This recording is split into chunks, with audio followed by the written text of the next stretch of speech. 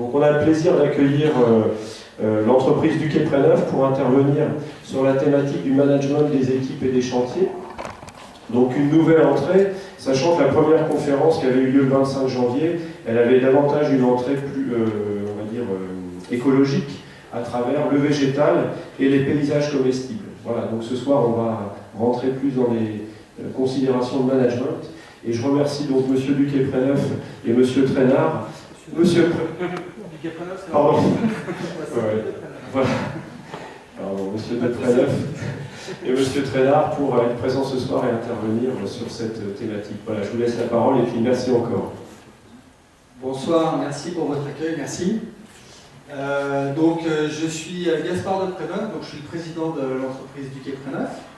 Et Gwenaël Trainard m'accompagne dans cette présentation et il est le responsable du secteur entretien au sein de l'entreprise. Bon, on nous a sollicité pour parler de management au sens large, donc à la fois des équipes et de nos chantiers.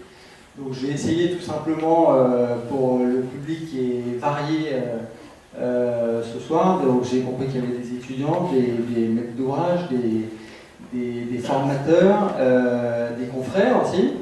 De vous expliquer la façon dont on fonctionne dans l'entreprise pour essayer de manager et les hommes et les équipes. Et les hommes, pardon, et les chantiers. Donc je vais vous présenter du Quai Préneuf en quelques mots. Donc, du Quai Préneuf, c'est une entreprise familiale qui a été créée en 1988. C'est mon père qui l'a créée avec Alain Duc, d'où le nom de du Quai Préneuf. Moi j'ai repris la direction de l'entreprise en 2008, donc il y a 10 ans. Du Quai Préneuf, c'est une entreprise qui a 3 implantations régionales, une en Bourgogne, une en Franche-Comté et une à Brignais pour la région Rhône-Alpes. Donc en total, on réalise un chiffre d'affaires de 15 millions d'euros, on est 160 collaborateurs, donc on a un certain nombre de problématiques humaines à gérer comme vous pouvez l'imaginer.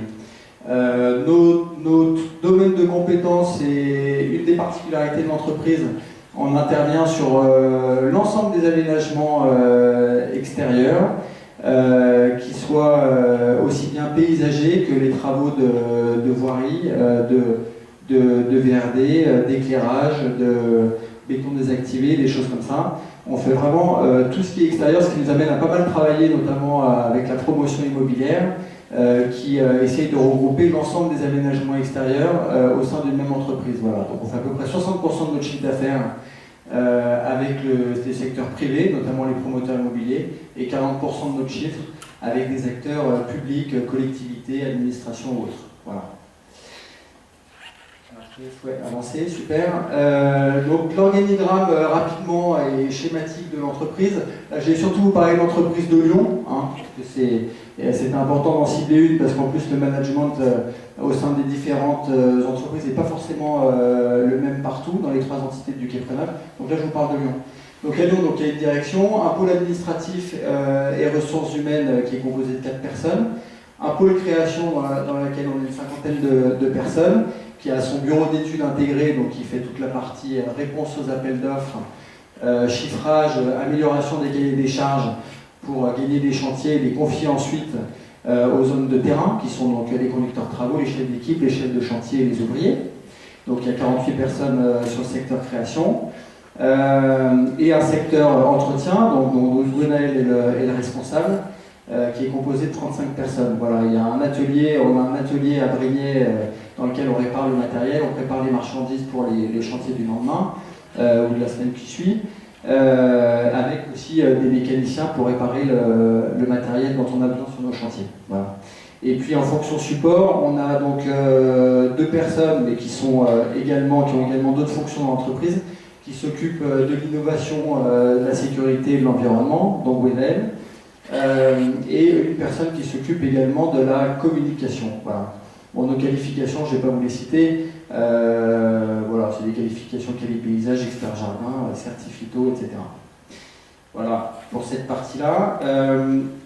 Donc sur le management d'équipe à proprement parler, nous, ce qu'on a identifié, c'est que il faut qu'on gère donc la dimension humaine, c'est une tâche délicate dans la mesure où chaque personne est unique. Il faut à la fois que les personnes qui rejoignent l'entreprise puisse s'adapter au fonctionnement de l'entreprise, mais aussi l'entreprise parfois, qu'elle puisse s'adapter, je dis ça dans le sens où elle doit adapter ses postes aussi aux caractéristiques de chacun. On a été amené au sein de l'entreprise à développer un certain nombre de compétences dans l'entreprise auxquelles on n'avait pas forcément pensé, et au travers des différentes personnes qui nous ont rejoints et qui nous ont permis de développer de nouvelles compétences.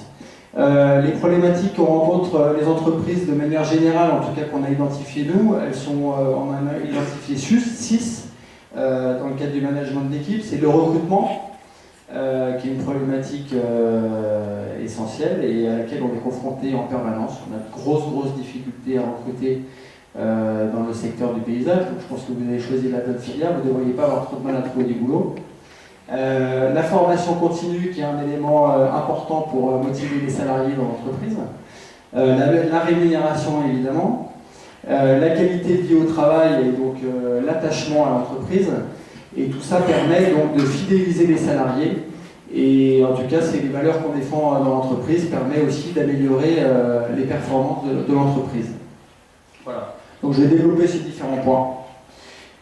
Donc sur la partie recrutement, une mauvaise sélection de salariés entraîne un manque de motivation, de faible performance et un taux de roulement élevé. C'est ce qu'on veut absolument éviter quand on est chef d'entreprise ou en charge des ressources humaines, c'est faire de bons recrutements, prendre le temps de bien recruter et de recruter les bonnes personnes au bon poste. Voilà.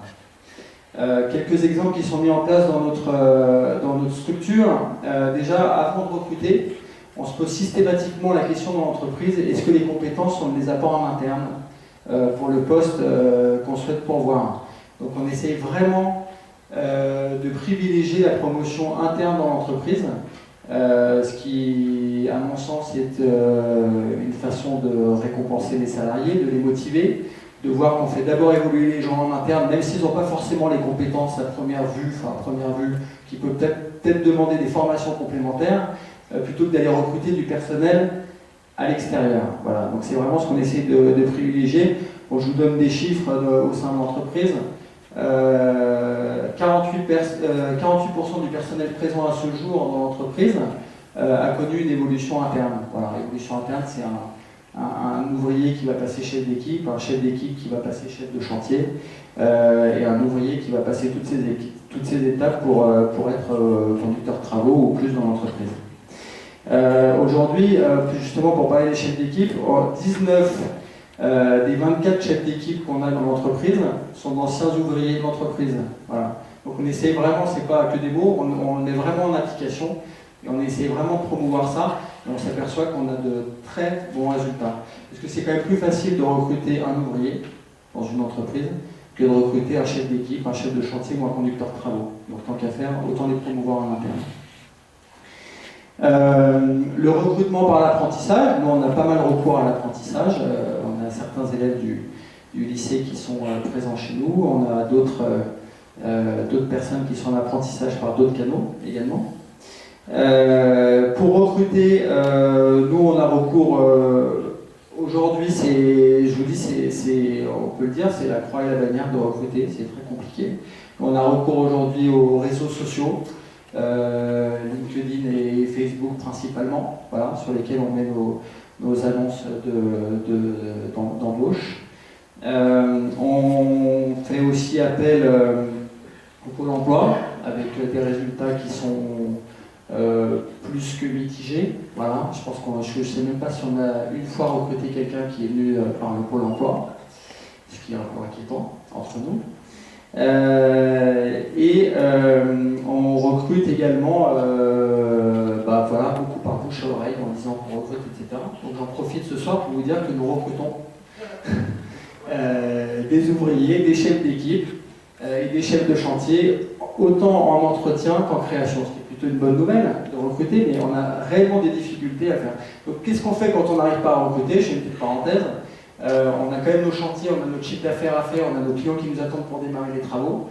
On est obligé soit de les sous-traiter, en partie, ce qui n'était pas forcément prévu, et puis il faut qu'on puisse sous-traiter dans de bonnes conditions, soit d'avoir recours à du personnel intérimaire, ce que moi personnellement je ne privilégie pas trop, puisque les intérimaires qui sont, j'ai rien contre les intérimaires, c'est un choix de vie, les intérimaires qui sont des entreprises en intérim depuis une certaine durée ne veulent pas s'engager dans une entreprise à long terme, donc on ne peut pas développer vraiment des relations fortes qui nous permettent de leur transmettre les compétences dans l'entreprise et eux de donner leur plein savoir à l'entreprise.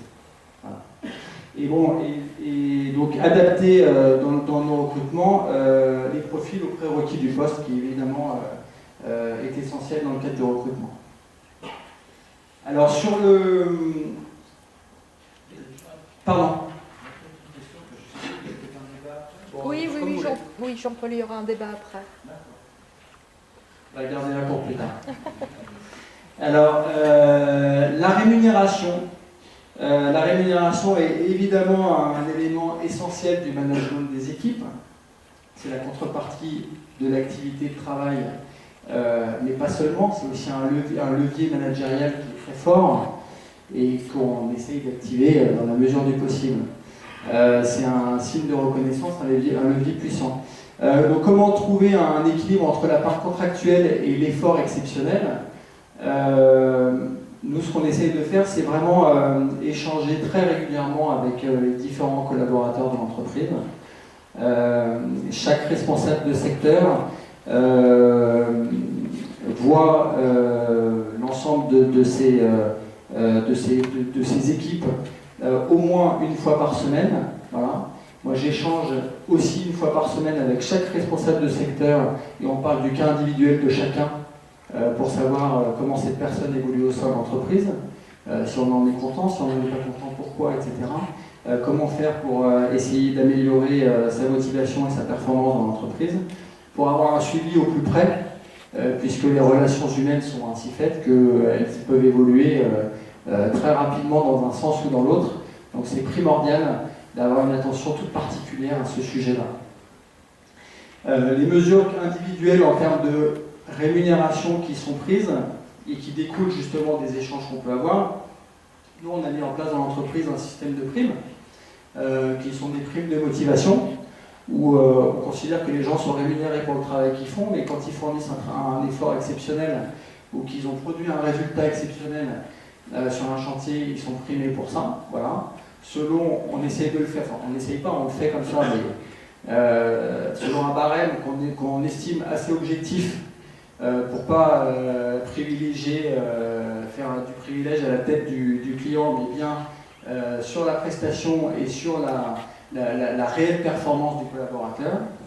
On a également un système de crédit débloquable qui est en place, qui permet de motiver aussi les gens sur le respect du matériel, des engins qu'ils utilisent, etc., et qui est débloqué en fin d'année selon l'utilisation et le soin qu'ils ont porté à leur matériel. Et puis on essaie d'adapter aussi les avantages, on va dire, qu'on peut accorder à chacun en fonction de leurs besoins. Je prends l'exemple par exemple du prêt de véhicule. Voilà, c'est des choses importantes, mais j'en parle parce que je sais que les gens sont attachés à ça. Ça coûte très cher de rouler aujourd'hui, et on permet à nos salariés qui le souhaitent, qui le méritent et qui peuvent garer le véhicule en toute sécurité, la possibilité pour eux de rentrer avec le camion chez eux. Voilà. Et les mesures collectives qui sont mises en place, nous on travaille selon l'annualisation du temps de travail. Je ne sais pas si tout le monde connaît ça, ce qui permet en fait de pallier aux journées d'intempéries, de toujours garder un stock d'heures qui permettent de travailler. On a une saisonnalité dans notre activité, donc qui permet de travailler plus en haute saison, moins en basse saison, et qui permet surtout aux salariés de percevoir toujours le même salaire, qu'il ait travaillé 15 heures une semaine parce qu'il y a eu des intempéries, ou qu'il ait travaillé 45 heures, il percevra toujours la même chose. Ce qui est un point important, toutes les entreprises ne le font pas, mais on a choisi de le mettre en place. Les salariés chez Duquet Préneuf perçoivent un intéressement. C'est un intéressement, je ne vais pas rentrer dans les détails, mais qui est lié à la fois à la performance de l'entreprise et aussi aux performances individuelles. Donc, c'est-à-dire qu'on reverse une partie des bénéfices qui ont été faits par l'entreprise individuellement à chaque salarié selon certains critères qui sont définis. Voilà. Et puis une autre mesure collective, mais celle-ci qui est obligatoire, c'est la participation aussi des salariés aux bénéfices, donc ça fait un double prime en quelque sorte, qui est valable pour toutes les entreprises de plus de 50 salariés. Voilà, donc sur la formation continue, voilà, on est dans le lieu propice pour en parler, il me semble. C'est un élément essentiel, c'est-à-dire qu'on essaye en permanence de faire évoluer le niveau de qualification et le niveau de formation des salariés avec l'entreprise, avec les besoins du marché, avec les besoins de nos chantiers, etc. Et tout ça doit évoluer ensemble. Voilà. Donc il y a certaines choses qui sont mises en place dans l'entreprise, on responsabilise effectivement les collaborateurs dans le choix de leur avenir professionnel, on prend le temps de faire un entretien annuel, individuel avec chaque salarié. Donc on les voit, on parle d'eux, on les voit régulièrement tous les jours ou toutes les semaines, mais on fait un entretien plus approfondi qui se passe en une demi-heure, 3/4 d'heure selon les cas, peut-être 1 heure parfois, pour vraiment discuter avec chacun de son ressenti au sein de l'entreprise. Est-ce qu'il est bien, est-ce qu'il n'est pas bien? S'il est bien, pourquoi? Qu'est-ce qu'il voudrait faire plus tard? Est-ce qu'il aspire à évoluer? Il y a des gens qui veulent évoluer, il y a d'autres qui ne veulent pas évoluer, qui sont très bien là où ils sont. S'il aspire à évoluer, dans quelles conditions? Qu'est-ce qu'on peut mettre en place pour lui permettre d'évoluer? Puisque nous, on peut aussi avoir des gens en face de nous qui ne veulent pas évoluer, on peut percevoir chez eux une capacité à le faire. Donc on essaie de ne pas gâcher les talents et de ne pas gâcher le potentiel de chacun. Donc à ce moment-là, on leur propose des solutions pour essayer d'évoluer, à travers notamment la formation. On a des discussions comme ça vraiment approfondies, sur lesquelles on revient régulièrement tout au long de l'année avec la responsable des ressources humaines, moi-même, et puis les responsables de secteur, pour essayer de le mettre en application et être sûr que lors de l'entretien individuel suivant, tous les engagements que l'entreprise a pris pour le salarié en question aient été respectés. Voilà. Donc ça, c'est un point essentiel auquel les salariés sont très attachés. Aujourd'hui, je ne sais pas si vous en avez entendu parler, il y a l'entretien professionnel qui est devenu obligatoire, je crois que c'était il y a 1 an ou 2, qui reprend plutôt les besoins et les besoins en formation de la part du salarié. Où ça fait, moi, ça fait depuis que je suis responsable de l'entreprise, donc ça fait 10 ans qu'on a mis ça en place. Donc avant cette obligation, où on parle vraiment au-delà de la formation, vraiment du ressenti et de la volonté ou pas d'évoluer dans l'entreprise. Voilà. Sur les autres formations qui sont dispensées dans l'entreprise, il y a un certain nombre de formations qui sont réglementaires, comme les AIPR, les certificats, les formations SST, secourisme, les KCS, les permis, etc.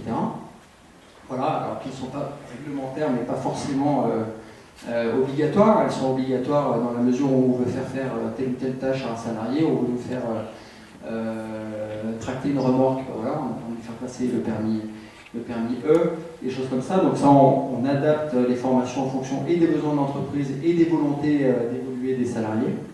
Il y a des formations qui sont qualifiantes, qu'on peut qualifier de cette manière-là, comme l'entretien raisonné, la taille douce des arbres,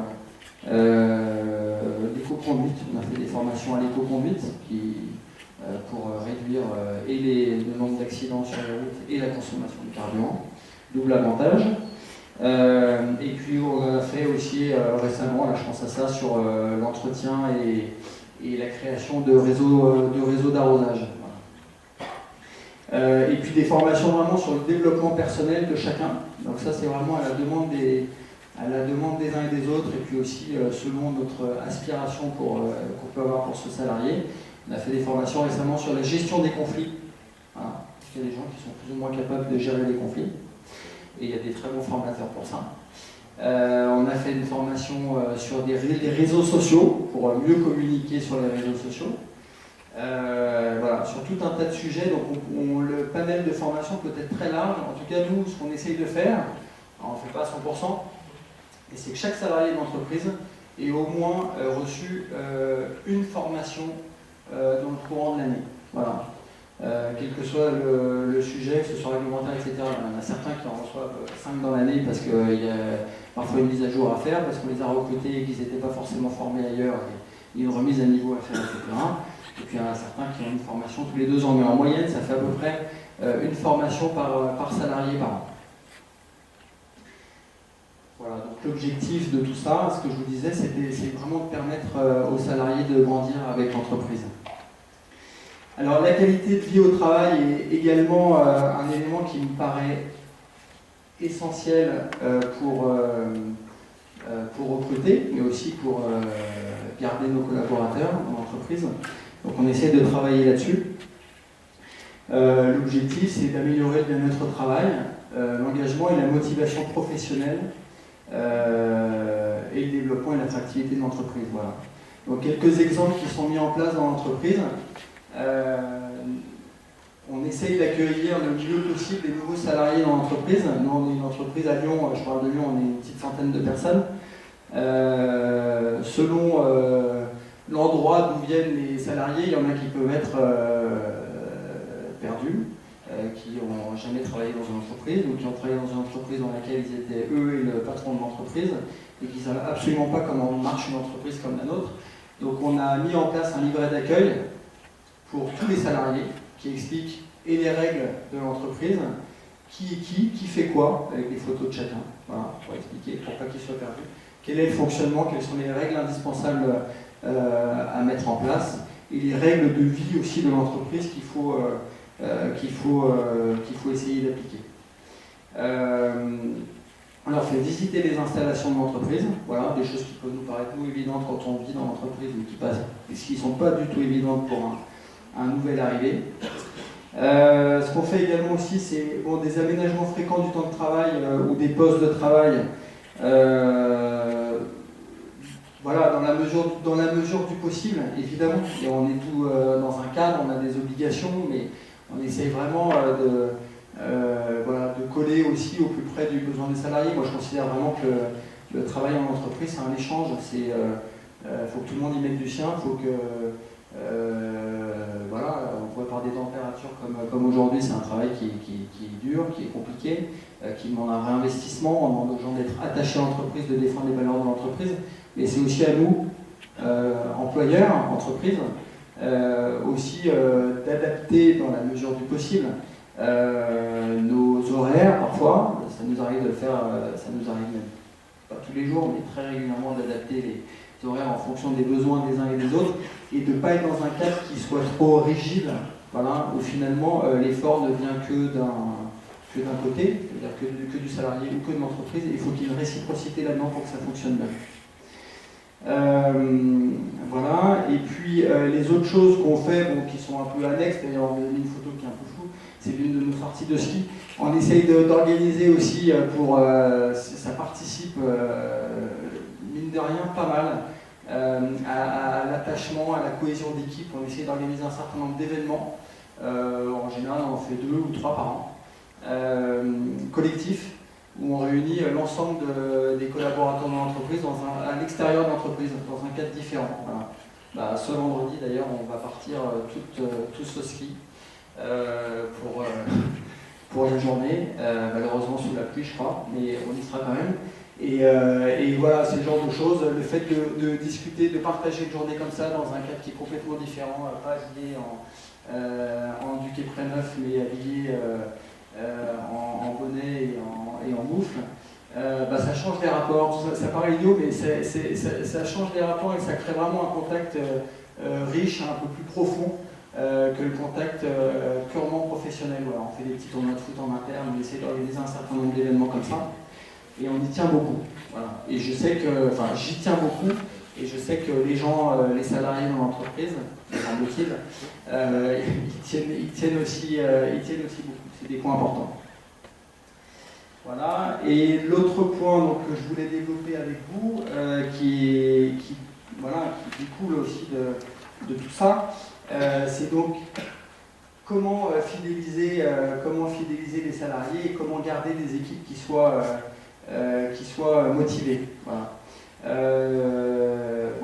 J'ai déjà développé dans les parties précédentes, mais il y a un point qui est important. Nous, on essaie vraiment de se réunir, alors c'est pas très régulièrement, mais c'est une fois tous les 3 mois, on va dire, de réunir les principaux cadres de l'entreprise et toutes les personnes qui le souhaitent, à des réunions auxquelles on réfléchit à l'avenir qu'on veut donner à notre entreprise. Voilà. L'entreprise, c'est pas l'entreprise d'une personne. Moi, je considère que c'est pas mon entreprise, même si d'un point de vue capitalistique, c'est mon entreprise, mais c'est l'entreprise de toutes les personnes qui y travaillent. Et je pense que c'est vraiment important d'impliquer les collaborateurs de l'entreprise à l'orientation qu'on veut lui donner. Donc on essaie de réfléchir à différents sujets, qui soient environnementaux, qui soient sociaux, qui soient quel type de marché on doit répondre, quel type de compétences est-ce qu'on doit essayer de développer, et de partager ça ensemble pour ensuite les bonnes idées. Il y en a des bonnes, il n'y a pas de mauvaises idées, il y a plein d'idées, et parmi toutes ces idées, il y en a qui sont faciles et rapides à mettre en application dans l'entreprise. Celles-ci, on les prend et on les met dans l'entreprise, on essaie de développer là-dessus. Voilà. On a développé des choses récemment, dans les 4-5 dernières années. Je prends des exemples, c'est l'éco-pâturage, on fait un peu d'apiculture, on a équipé des équipes en matériel 100% électrique, on fait de la gestion différenciée, des choses comme ça. C'est pas moi qui ai eu l'idée de faire tout ça, même si c'est des sujets qui me touchent, que je me suis pleinement approprié, mais ces idées-là et la façon dont on les a mises en place, ça a été à chaque fois émis, c'est sorti du chapeau par les différents collaborateurs et lors de ces réunions. Voilà. Et ensuite, la personne qui portait cette idée, si elle le souhaitait, pouvait aussi porter le projet et porter la mise en application de cette idée, qu'il soit ouvrier, chef d'équipe, conducteur de travaux, peu importe. Voilà. Et ça, je pense que c'est un point qui est important, voilà, avoir le sentiment de travailler dans une entreprise qui nous ressemble. Voilà, c'est ce qu'on essaie de faire à travers ça. C'est ce qu'on fait aussi sur les valeurs de l'entreprise. Nous, on est même allé jusqu'au point de faire signer une charte à tous les salariés de l'entreprise de la bonne conduite et des bonnes valeurs qu'on veut faire partager dans l'entreprise. Bon, les 6 thèmes principaux, enfin les 6 sujets des valeurs, c'est le soutien, la responsabilité de son travail et de chacun, le respect de chacun, la reconnaissance, parce qu'on demande souvent aux chefs d'entreprise d'être reconnaissants du travail de ses collaborateurs, mais il faut que la reconnaissance elle se fasse à tous les niveaux dans l'entreprise, ce qui n'est pas forcément évident. Il faut que le chef d'équipe reconnaisse le travail de son ouvrier, il faut que le conducteur de travaux reconnaisse le travail de son chef d'équipe, etc.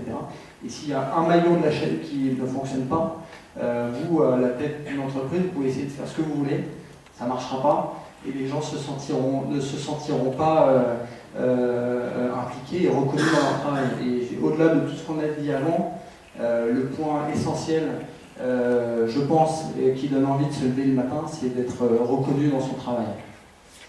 La communication est un élément important et compliqué à mettre en place. Moi, quand j'ai repris l'entreprise en 2008, on était 35 collaborateurs. On est presque 100 aujourd'hui. La communication à 35, c'est pas du tout la même qu'à 100. Donc il faut se remettre en question régulièrement sur ces sujets-là et être sûr que l'information circule dans les deux sens, qu'elle descende bien, qu'elle remonte bien, pour qu'il y ait un bon dialogue au sein de l'entreprise. Voilà, on est loin d'être parfait là-dessus, on a des failles, etc. Mais on essaie vraiment de travailler régulièrement ces sujets-là. Voilà. Et puis l'engagement, c'est-à-dire qu'on demande aussi aux gens, on les forme, on les emmène au ski, on les rémunère, on les prime, etc.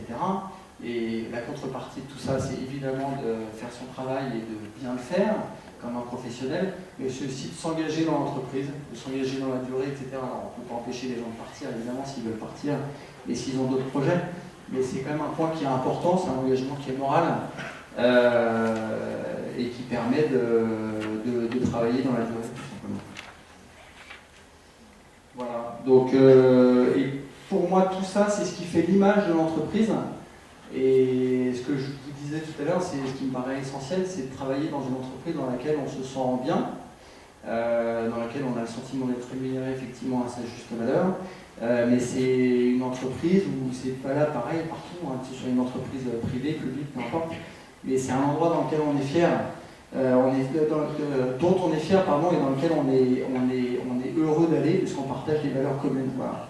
Pour moi, il me semble que c'est un élément important et essentiel du management qui est finalement pas toujours suffisamment souligné, voilà, et que je voulais évoquer avec vous ce soir. Voilà. Est-ce qu'il me restait des choses à dire? Oui. Donc la performance, effectivement, le dernier point que je voulais évoquer avec vous, après je laisserai la parole à Gwenaëlle, sur les chantiers, à proprement parler, c'est effectivement la performance de l'entreprise, parce que s'il n'y a pas de performance dans l'entreprise, il n'y a pas d'entreprise, évidemment, c'est quand même le point, l'un des points majeurs, mais pour moi c'est tous les points précédents qui permettent de découler sur la performance de l'entreprise. Et la performance de l'entreprise, c'est quoi? C'est la rentabilité de l'entreprise et les investissements qui en découlent. Si on ne gagne pas d'argent, on ne peut pas acheter de matériel, on ne peut pas recruter, on ne peut pas se développer, on ne peut pas répondre à certains marchés, donc c'est essentiel. Les actions qui sont faites au sein de l'entreprise et qui lui permettent d'être performantes également d'un point de vue environnemental. On a choisi de se certifier ISO 14001. Et c'est également nous on a un attachement je ne peux pas dire particulier, à la limite je ne sais pas exactement ce que font les autres entreprises là-dedans, mais en tout cas je sais qu'on a un attachement fort pour recruter, embaucher des personnes en difficulté. Voilà, parce que c'est des choses auxquelles on croit. On est aussi un acteur de la société, on va essayer de contribuer à ça. Mais aussi, je pense que c'est aussi important pour l'ensemble des collaborateurs de sentir qu'ils sont dans une entreprise qui tient compte de l'humain et qui tient compte des difficultés que peuvent rencontrer les gens. Voilà. Et puis évidemment, l'un des points essentiels, c'est un but commun pour la performance, puisque tout ce qu'on a dit avant, si c'est pas dans un objectif de performance, ça n'a pas lieu d'être, c'est pas une entreprise, c'est autre chose, mais ça s'appelle différemment. Voilà. Voilà, je vous remercie pour votre attention sur cette partie-là, et puis j'ai passé la parole à Gwenaëlle sur le management des chantiers. Donc bonsoir à tous. Alors donc, du coup, on va aborder le management humain pour du coup derrière gérer nos chantiers. Donc chez Duquet Près Neuf, la gestion de chantier se base autour d'un process assez simple, donc aussi bien en création qu'en entretien. La seule différence est sur la finalisation du dossier en création qui est un peu plus élaboré de par les particularités des dossiers. Donc on va étudier un peu chaque point au fur et à mesure de l'avancement du projet. Donc nous, l'ensemble des process se base sur deux grands logiciels, donc AutoCAD que la plupart connaissent. Cela nous permet d'étudier l'ensemble des plans sur lesquels on se base pour faire l'ensemble de nos chiffrages. Donc on s'en sert en phase d'étude, on s'en sert en phase chantier et aussi en phase finale pour le recollement de nos chantiers. Donc le deuxième logiciel c'est Onaya, on utilise Onaya Chantier. Donc il y a trois modules, Onaya Devis, Onaya Suite Chantier et Onaya Facturation. Donc Onaya Devis, c'est pour l'élaboration de tous les devis, tous les prix de revient qui sont calculés par le bureau d'études. Donc déterminer les rendements, on pose autant de linéaires de bordure en une journée, voilà, calculer un prix en face de tout ça.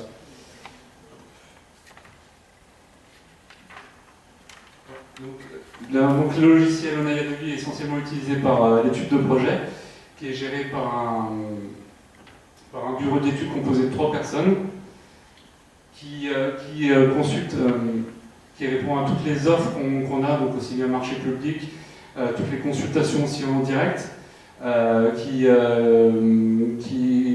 font les contrômétrés aussi des 2 QE, je ne sais pas si vous avez pu voir tout ça, qui vérifient si les quantités du marché sont bonnes, qui vérifient les particularités du marché, notamment sur les CTP, pour essayer d'effectuer la meilleure offre possible, aussi bien d'un point de vue qualitatif que d'un point de vue prix. Surtout en ce moment, la base des marchés, c'est le prix. Donc une fois le marché obtenu, donc aussi bien en création qu'en entretien, il est passé au conducteur de travaux. Donc chez nous, on identifie une seule et même personne qui gère le chantier de A à Z, de sa phase prévisionnelle à la phase exécution jusqu'au rendu du chantier clé en main. Une fois aussi la notification du marché signé ou reçu chez nous, on enregistre ce dernier dans notre logiciel Onaya. Donc c'est toutes les informations liées au chantier, donc les prix, les coordonnées du maître d'œuvre, du maître d'ouvrage, l'adresse du chantier, les particularités si du VRD dans la création, l'entretien, toutes les informations qui sont nécessaires pour la bonne gestion du marché en interne. On lui donne un numéro de chantier qui est lié à l'année d'enregistrement du marché. Ensuite, une réunion se crée entre le bureau d'études et le conducteur de travaux.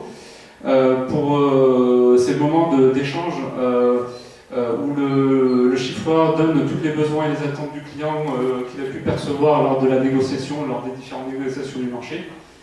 Il lui identifie aussi la méthodologie qui a été mise en place pour faire le chiffrage et les orientations prises lors des négociations pour aboutir au prix final du marché.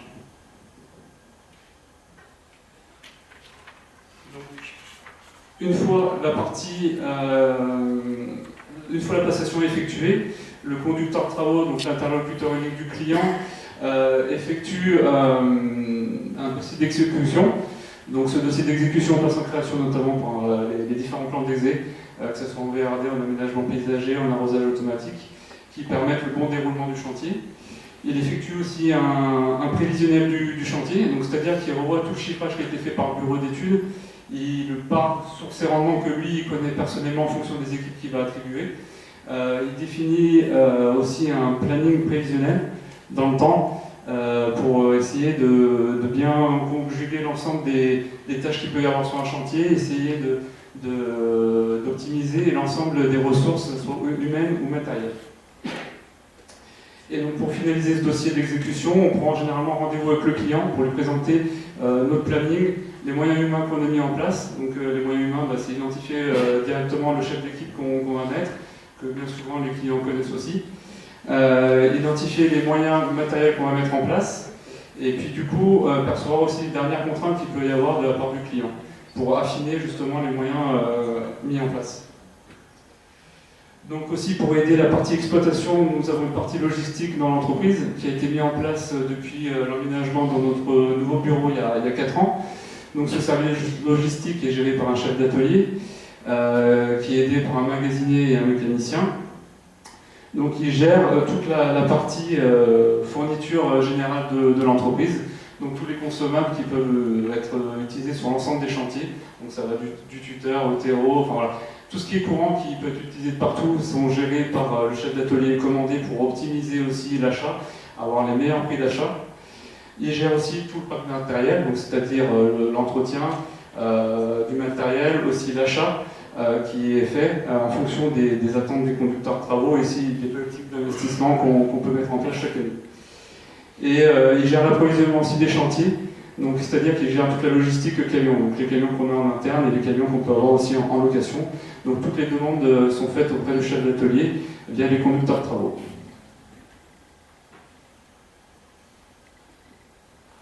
Donc justement pour optimiser aussi la logistique et la communication du coup grâce à tous ces interlocuteurs, on a mis en place des réunions hebdomadaires qui ont lieu le mercredi après-midi.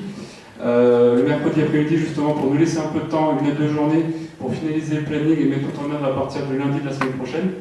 Donc ce planning nous sert à concrétiser les moyens humains et matériels qu'on va mettre en place la semaine suivante. Donc définir avec précision le nombre d'heures de personnes qu'on va mettre en place, le nombre d'heures de camions, le nombre de bordures qu'on va acheter pour la semaine suivante. Il nous permet aussi de faire le planning sur les 3 prochains mois pour essayer de juxtaposer au mieux tous les différents chantiers qu'on peut y avoir avec les différentes dates de livraison qui nous sont demandées. Et donc, en parallèle de cette réunion hebdomadaire, un débriefing est fait ensuite avec les chefs d'équipe, où chacun reçoit son planning pour la semaine suivante avec les rendements qui lui sont demandés et les différentes tâches, pour que le chef d'équipe ait un réel objectif et sache où aller sur le terrain. Et du coup, en parallèle, un débriefing qui se crée aussi entre les conducteurs de travaux et les chefs d'équipe chaque soir en rentrant dans les bureaux, où il y a un petit débriefing de la journée, c'est comment s'est passé, les problématiques qu'il y a pu avoir, et justement, on va essayer de pallier au jour le jour aux problématiques qu'on peut avoir, et pas se retrouver le bec dans l'eau à la fin de la semaine. Donc il y a vraiment une grosse communication aux différents échelons mais elle est vraiment importante pour le bon fonctionnement du chantier. Et donc pour finaliser tout ça, on utilise aussi deux types de reporting. Donc on a le reporting oral qu'on avait vu via les débriefs le soir, et on aime bien aussi avoir des reportings écrits, aussi bien pour le client que pour nous en interne. Donc en externe, pour les marchés de création, elles se font lors des différentes réunions de chantier qu'il peut y avoir chaque semaine, donc avec le maître d'œuvre ou le maître d'ouvrage, en expliquant ce qui s'est passé tout simplement la semaine précédente, et détailler les tâches de la semaine suivante pour se coordonner aussi avec les autres corps métiers sur le chantier. Et en entretien, c'est tout simplement des bons d'intervention qui sont transmis en main propre ou par mail à la clientèle. Donc c'est des bons d'intervention quotidiens ou hebdomadaires en fonction des demandes du marché, ou même mensuels des fois pour des gros marchés, qui sont transmis aux clients pour qu'il y ait une visibilité aussi de la gestion de son marché, savoir où il en est, et quand il a des demandes, mais aussi de la part de demandes externes, qui sachent répondre à ces demandes. Et en interne, on utilise des bons vieux rapports papier. Les chefs d'équipe rédigent chaque semaine un rapport papier qui détaille le personnel qui était sur le chantier avec le nombre d'heures, qui détaille le matériel, qui détaille les fournitures qui ont été utilisées.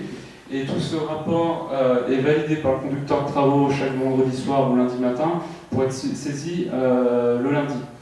Donc pour la petite anecdote, on avait essayé de l'informatiser dès le niveau de chef d'équipe. C'était très compliqué parce qu'en fonction de l'ancienneté, de l'âge de certaines personnes, la notion de l'informatique n'est pas la même d'une personne qui a 25 ans d'une personne qui en a 55.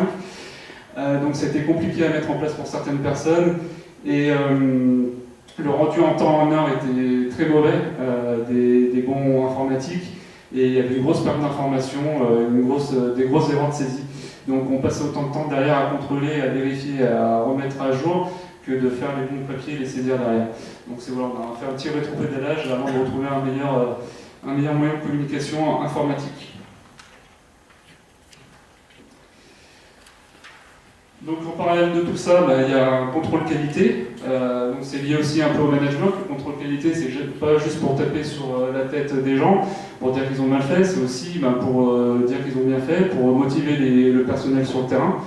Donc elle se fait à différentes étapes. En création, c'est aussi lors des réunions de travaux qui sont chaque semaine le moment de faire le point sur la qualité du travail qui a été effectué. En entretien, elle est effectuée par des chefs de chantier qui sont vraiment là sur la partie opérationnelle en parallèle des chargés d'affaires, qui gèrent la mise en route des équipes sur place, mais aussi la qualité, le contrôle des rendements dans la journée, pour savoir où on en est sur 15 équipes sur le terrain. Et si une anomalie a été relevée, une anomalie qu'elle soit liée à la qualité ou à un non-respect des clauses du CCTP, du marché, qu'elle soit liée aussi à un aspect environnement via notre 14001 ou d'un point de vue sécurité, tout simplement, quelqu'un qui n'a pas ses EPI, c'est une grave erreur. Une fiche de non-conformité est rédigée donc, par la personne qui l'a relevée, donc le chef de chantier, le chargé d'affaires, le conducteur de travaux, pour détailler ce qu'il a vu, déjà d'une part, pour détailler ce qui a été fait en action immédiate pour remédier à la problématique à l'instant T. Et cette fiche est après analysée entre guillemets le fautif et la personne qui a relevé le problème pour analyser les causes vraiment à la base et éviter de renouveler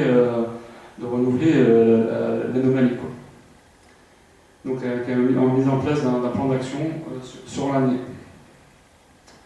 Et donc sur la fin de chantier, donc ça c'est plus lié à l'aspect création, donc où il y a une clôture administrative du chantier, souvent liée aux demandes du client. Donc c'est essentiellement lever les réserves s'il y en a sur les chantiers.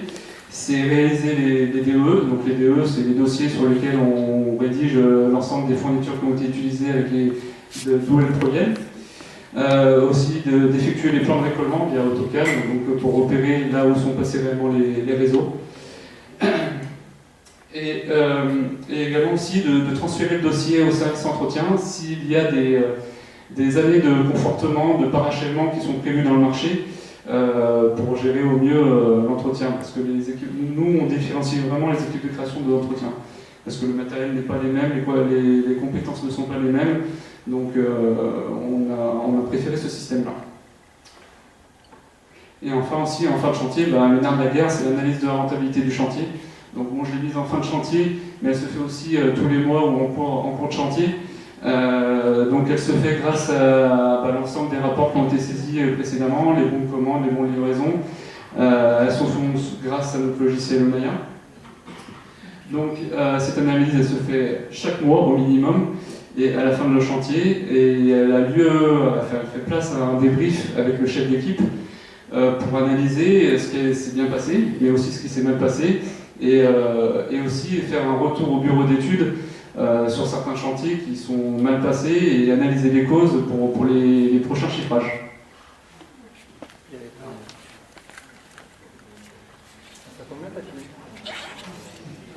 Ouais, j'avais fini avec cette conclusion. Et ben voilà, l'ordinateur en démarre, je crois qu'on a un peu dépassé, bon, je sais, oui, il me semble. Bon. Écoutez, merci de votre attention. Je ne sais pas si vous avez des questions par rapport à tout ça. Vous avez une question tout à l'heure, je ne sais pas si vous l'avez encore.